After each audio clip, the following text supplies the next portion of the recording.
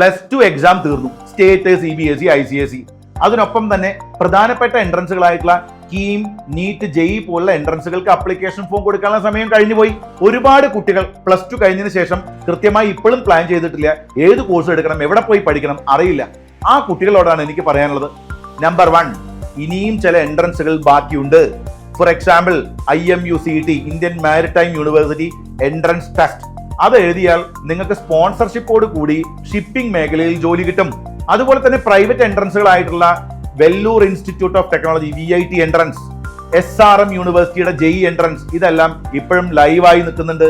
അപ്പോൾ ഇനിയും വൈകിക്കരുത്, എത്രയും പെട്ടെന്ന് അപ്ലിക്കേഷൻ ഫോം കൊടുക്കൂ. രണ്ടാമത്തെ കാര്യം, +2 കഴിഞ്ഞതിന് ശേഷം പരസ്യങ്ങൾ കണ്ട് കുട്ടികൾ 3 മാസത്തെ കോഴ്സ്, 6 മാസത്തെ കോഴ്സ് എന്ന് പറഞ്ഞ് പെട്ടെന്ന് ജോലി കിട്ടുന്ന കോഴ്സുകളിൽ കയറി പറ്റാറുണ്ട്.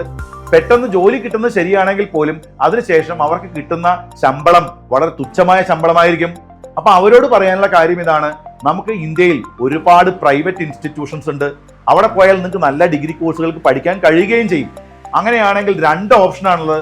ഒന്നുകിൽ നിങ്ങൾ റിപ്പീറ്റ് ചെയ്തുകൊണ്ട് വീണ്ടും പഠിക്കണം, അല്ലെങ്കിൽ നിങ്ങൾ നല്ല യൂണിവേഴ്സിറ്റി ഐഡന്റിഫൈ ചെയ്ത് അവിടെ പോയി പഠിക്കണം. ഈ 2 കാര്യങ്ങൾക്കും കൃത്യമായ ഗൈഡൻസ് തരാൻ ഞങ്ങൾ റെഡിയാണ്. കൃത്യമായ കരിയർ ഗൈഡൻസ് കൊണ്ട് ഒരു വർഷം നിങ്ങളുടെ ജീവിതം തന്നെ മാറ്റി മറിക്കാൻ കഴിയും നിങ്ങൾക്ക്. അപ്പോൾ ഒരു വലിയ സ്വപ്നം കാണുന്ന കുട്ടികളാണ്. നിങ്ങൾക്ക് നല്ല യൂണിവേഴ്സിറ്റീസ്, നല്ല കോളേജുകൾ ഐഡന്റിഫൈ ചെയ്യണം. മിനിമം ഫീസിൽ പഠിക്കാൻ പറ്റണം. ഇത്തരം കാര്യങ്ങളെ കുറിച്ച് അറിയാൻ താഴെ കാണുന്ന നമ്പറിൽ ഇപ്പൊ തന്നെ വിളിച്ചോളൂ.